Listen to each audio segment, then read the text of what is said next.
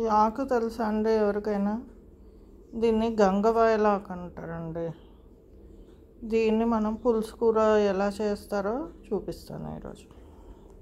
ఇప్పుడు కొంచెం పెసరపప్పు, కొంచెం శనగపప్పు అండి.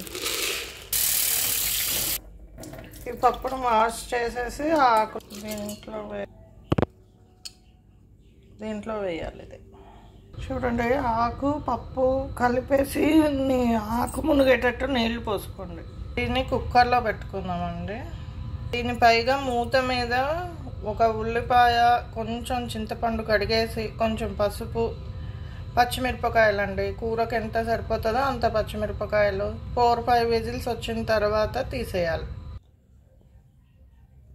దీంట్లోకి ట్రాన్స్ఫర్ చేసుకోండి ఉడికిపోయిన ఉల్లిపాయలు, చింతపండు, పసుపు అన్నీ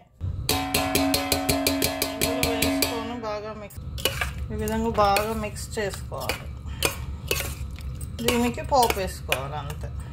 ఉప్పు వేయలేదండి, మనం ఉప్పు ఇప్పుడు వేసుకోవాలండి. ఉప్పు వేసుకొని ఒకసారి ఇలా మిక్స్ చేసుకోండి.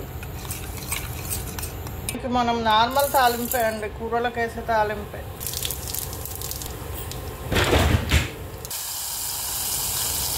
అండి